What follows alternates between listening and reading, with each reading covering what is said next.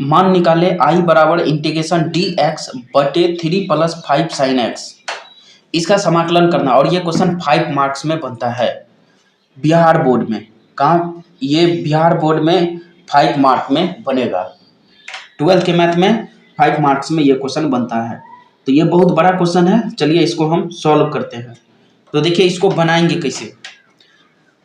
तो देखिए इसको बनाने के लिए सबसे पहले क्या करेंगे, यहाँ पे लिखेंगे चूंकि साइन एक्स बराबर हम जानते हैं 2tan x/2 अपन में 1 + tan स्क्वायर x/2, ये हम जानते हैं।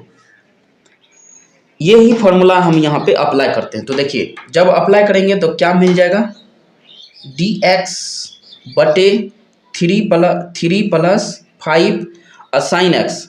साइन एक्स के जगह क्या यूज कर लेंगे, ये पूरा। तो इसको हम लिख सकते हैं 2tan x/2 और बटे में 1 + tan स्क्वायर x/2, ये आ गया। ये फॉर्मूला क्या कर लिए, अप्लाई कर लिए। अब इसके बाद क्या करेंगे, तो आई बराबर इसको सॉल्व करके लिखते हैं। देखिए तो ऊपर dx है, नीचे देखिए क्या बचा, 3 बचा, प्लस इसको मल्टीप्लाई कर देते हैं तो 10 × tan x/2 और अपन में क्या बच गया 1 + tan स्क्वायर x/2, ये स्क्वायर ये बच गया। अब देखिए क्या हम इसको 3/1 लिख सकते हैं, 3 के नीचे क्या लिख सकते हैं 1। अब इसको देखिए किस तरह सॉल्व करते हैं, आगे देखिए आप। तो आई बराबर, अब ये देखिए इसका और इसका एलसीएम लेंगे। यहाँ पे ये दोनों का क्या लेते हैं, एलसीएम। ये दोनों का क्या लेंगे, एलसीएम। ये देखिए ये दोनों का क्या लेते हैं, एलसीएम। तो बताइए क्या आएगा एलसीएम। तो ऊपर तो dx है ही पहले से, और यहाँ पे एलसीएम ले रहे हैं हम, ध्यान से देखिए ये दोनों का एलसीएम। तो 1 + tan स्क्वायर x/2, यही आएगा एलसीएम। तो यही, अब ये सीधे 3 से जाके मल्टीप्लाई हो जाएगा, 1 + tan स्क्वायर x/2, ये सीधे मल्टीप्लाई हो गया, प्लस और यहाँ पे क्या था 10 × tan x/2, यही आएगा। देख सकते हैं जब एलसीएम लेंगे तो यही बनेगा इस तरह से। जब एलसीएम ले लेंगे, ये देखिए ये दोनों का एलसीएम लेके 1 + tan स्क्वायर x/2 हो गया। अब ये जो है ना, ये इससे मल्टीप्लाई होगा, ये इससे क्रॉस, आपको पता होगा क्रॉस मल्टीप्लाई होता है एलसीएम लेने के बाद। अब यहाँ पे देखिए 3 टर्म दिख रहा है, 1 2 3, ये इस रूप में आ गया, ये इस रूप में आ गया, देखिए इस रूप में दिख रहा है। अब जब भी इस रूप में दिखता है तो इसको हम, ये जो सी है ना, एक साथ जाके मल्टीप्लाई हो जाता है। नीचे मल्टीप्लाई नहीं होगा, ये सीधे ऊपर जाके मल्टीप्लाई हो जाता है। तो यही चीज यहाँ पे हम अप्लाई कर देते थे। देखिए ये जो, अब ये जो 1 + tan स्क्वायर x/2, ये सीधे dx के साथ जाके मल्टीप्लाई बन जाएगा, 1 + tan स्क्वायर x/2, और नीचे देखिए क्या आ गया, इसको मल्टीप्लाई कर देते हैं, 3 + 3 tan स्क्वायर x/2 और प्लस में 10 × tan x/2, ये बन जाएगा, और यहाँ पे क्या आ जाएगा dx। इस तरह से इसको हम मल्टीप्लाई करके लिख सकते हैं। अब यहाँ पे एक फॉर्मूला और यूज कर लेते हैं। तो देखिए 1 + tan स्क्वायर a, आपको पता होगा ये क्या बन जाता है, sec स्क्वायर a, ये फॉर्मूला बन जाता है। अब ये फॉर्मूला हम यहाँ पे अप्लाई करते हैं। तो चलिए इस तरफ पहले इसको नोट कर लीजिए सही ढंग से, इसको नोट कर मिटा देते हैं। देखिए इधर, अब यहाँ पे देखिए आई बराबर इंटीग्रेशन, ये देखिए ये वाला पार्ट, और ये देखिए क्या बन जाएगा, सेकेंड स्क्वायर, इसके साथ क्या जुड़ा हुआ x/2, तो यहाँ पे एंगल x/2 रहबे करेगा। और नीचे देखिए क्या, ये बन गया 3, इसको हम सही क्रम में लिख लेते हैं। पहले स्क्वायर वाला टर्म को लिखेंगे, फिर जिसमें स्क्वायर नहीं है उसको लिख लेते हैं ये, और प्लस में 3, ये इस तरह से हम इसको लिख सकते हैं। इसको लिख दिए, अभी साइड हम मिटा देते हैं। तो देखिए अब यहाँ पे अब इसके आगे क्या करेंगे, अब इसके आगे यहाँ पे ध्यान से देखिए दिख रहा है 10x 10a और सेकेंड स्क्वायर a। ये कॉम्बिनेशन जब भी बनता है ना तो हमेशा लेट कर लेते हैं 10 को, 10a को क्या कर लेते हैं लेट। ध्यान में रखना है ये चीज।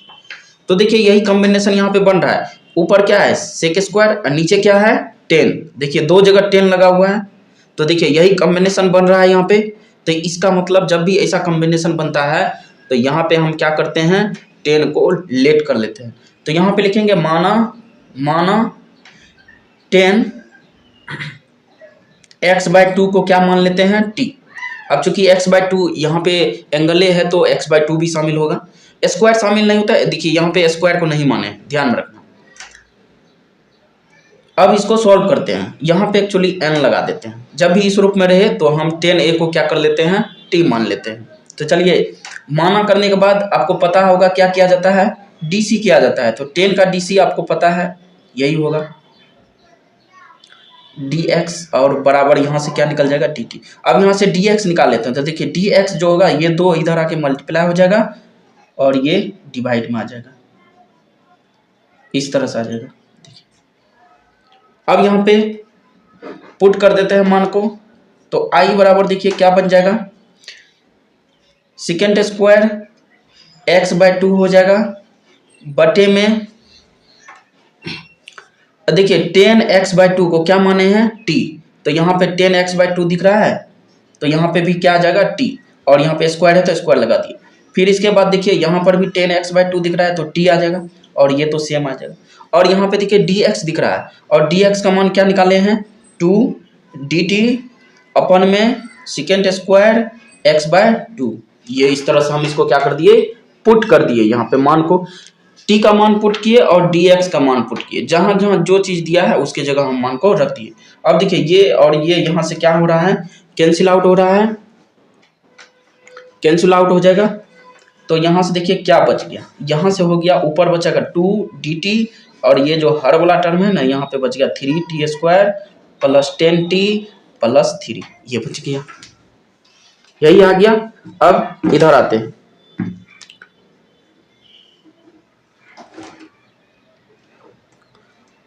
तो अब देखिए यहाँ से फिर देखिए दो बाहर कर लेते हैं तो ऊपर dt और नीचे बन जाएगा 3t² प्लस 10t और प्लस क्या हो गया 3, ये बन गया, यही इंटीग्रेशन आ गया। अब ध्यान से देखने पर ये देखिए ये पूरा ये जो है ना विशिष्ट फलन बन गया।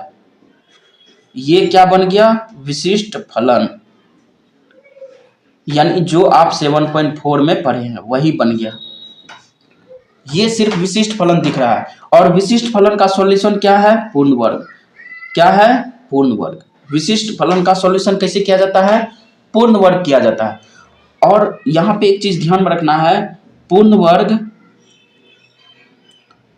तभी होता है, पूर्ण वर्ग तभी होता है जब t² का गुणांक +1 हो।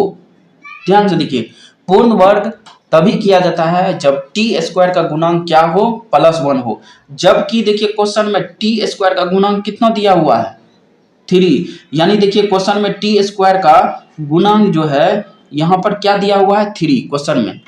इसका मतलब अभी पूर्ण वर्ग नहीं होगा, इसका मतलब 3 को पहले क्या बनाना पड़ेगा 1 बनाना पड़ेगा, तब ये पूर्ण वर्ग होगा। पूर्ण वर्ग हम तभी कर पाएंगे जब t² का गुणांक क्या बन जाए 1 बन जाए। इसका मतलब 3 को हटाना पड़ेगा। तो 3 को हटाने का एक ही नियम है, 3 क्या ले लेंगे कॉमन। तो चलिए कॉमन लेते हैं। अब यहाँ पे 3 कॉमन ले लेते हैं। देखिए 2 तो है ही पहले से, ये बन जाएगा dt अपन में 3 कॉमन ले लिए। 3 जैसे ही कॉमन लेंगे तो सम में 3 से क्या हो जाएगा भाग लग जाएगा। देखिए 3 से सम में क्या लग जाएगा भाग लग जाएगा, इस तरह से भाग लग जाएगा। उसके बाद ये देखिए 3 को हम बाहर करके लिख सकते हैं इस तरह से, और यहाँ पे बन गया t² प्लस ये 10/3 इंटू t और प्लस में 1 बन गया। देखिए ये बन गया। अब इसका पूर्ण वर्ग संभव है।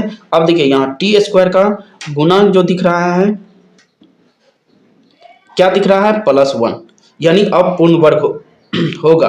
तो अब इसका क्या कर लेते हैं, पूर्ण वर्ग। क्या करेंगे, पूर्ण वर्ग। और पूर्ण वर्ग कैसे किया जाता है आपको पता होगा, 2 से भाग करके। पूर्ण वर्ग कैसे करते हैं, 2 से भाग करके। तो देखिए 2/3 रहेगा, dt आ जाएगा, अपन में टी स्क्वायर की जगह टी लिखेंगे, इसको 2 से भाग करेंगे, 10/3 को 2 से भाग करेंगे। तो ध्यान से देखिए 10/3 को 2 से यदि भाग करेंगे, यहां पे हम लिख देते हैं, देखिए 10/3 को 2 से भाग करेंगे तो ये 10/6 आएगा। कितना आएगा, 10/6। 10/3 को यदि 2 से भाग करेंगे तो क्या आएगा, 10/6। चलिए इस चीज को हम यहाँ पे लिख देते हैं, यहाँ पे क्या लिख सकते हैं, 10/6, और यहाँ पे क्या हो जाएगा, होल स्क्वायर। उसके बाद यहाँ पे भाग करके जो भी आता है ना, यहाँ पे उसका स्क्वायर को लिखते हैं इस तरह से, और एक्स्ट्रा टर्म क्या है, +1। ये हो गया पूर्ण वर्ग। पढ़े होंगे आप लोग पूर्ण वर्ग कैसे किया जाता है 7.4 में। चलिए यहां तक पहले नोट कर लीजिए, तब आगे हम बताते हैं इसको। चलिए इस साइड हम मिटा देते हैं, पहले नोट कर लीजिए।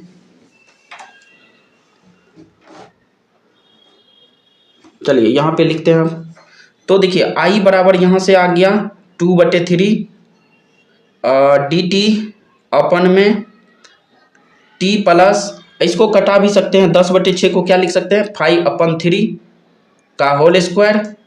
फिर देखिए इसको भी हम कटा सकते हैं, 5/3, और प्लस में क्या आ गया है, 1, इसको लिख सकते हैं आराम से। तो चलिए आगे सॉल्व करते हैं। तो i बराबर 2/3 dt अपन में t प्लस 5/3 का होल स्क्वायर, और यहाँ पे 25/9, अब प्लस में क्या हो जाएगा, 1, 25/9 और प्लस में क्या हो जाएगा, 1, ये बन जाएगा।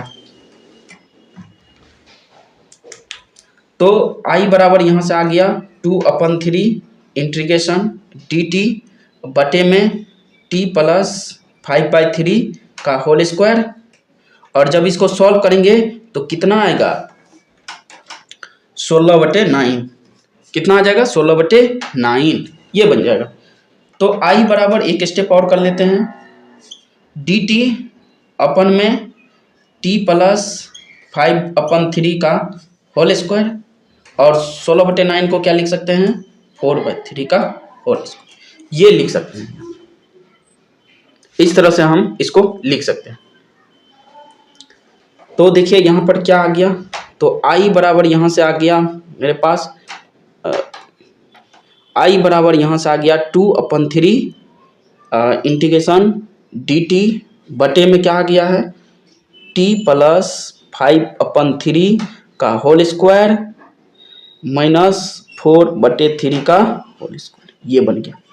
अब ध्यान से देखिए, ये जो है ना, ये बन गया आपका x का होल स्क्वायर माइनस a का होल स्क्वायर, इस रूप में दिख रहा है। t प्लस 5/3 x का होल स्क्वायर माइनस a का होल स्क्वायर में दिख रहा है। तो चूंकि यहाँ पे देखिए एक फॉर्मूला आपको पता होगा, क्या होता है, dx अपन एक्स स्क्वायर माइनस ए स्क्वायर, इसका फॉर्मूला आपको पता है 1/2a होता है, लॉग x माइनस a अपन में क्या होता है, x प्लस a प्लस में c, ये फॉर्मूला होता है,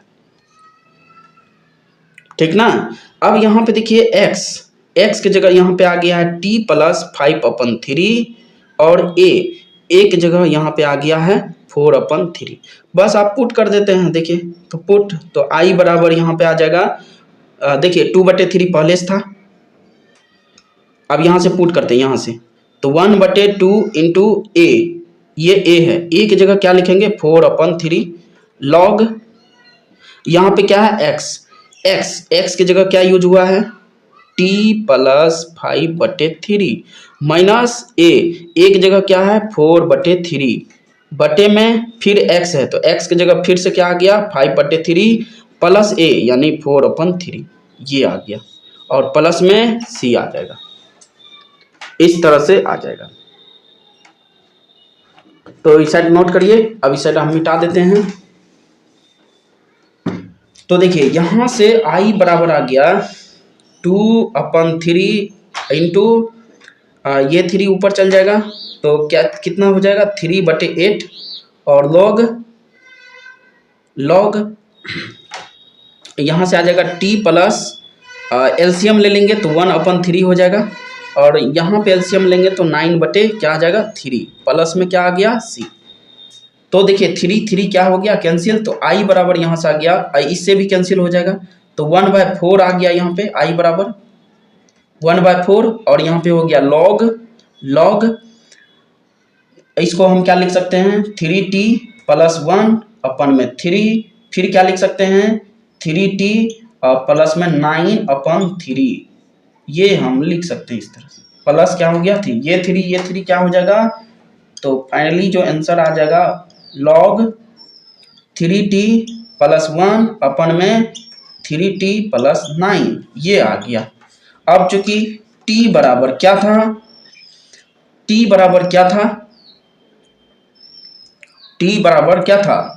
t बराबर क्या माने थे हम, याद करिए t बराबर क्या माने थे, तो यहाँ पे t का मान रख देना है,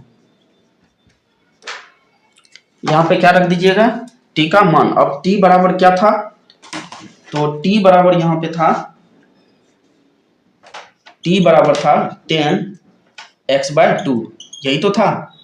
t बराबर क्या था 10x/2, तो यहाँ पे मान रख देते हैं। देखिए तो I बराबर यहाँ पे आ जाएगा 1/4 log 3 10x/2 plus 1/3 10x/2 plus में 9 प्लस में क्या आ जाएगा c, यही इस क्वेश्चन का आंसर हो जाएगा। तो ये इतना करना पड़ेगा आपको 5 नंबर लाने के लिए, तो ये बहुत बड़ा क्वेश्चन हो गया। तो इसको सही ढंग से नोट कर लीजिए और रिवीजन कर लीजिएगा एक बार फिर से।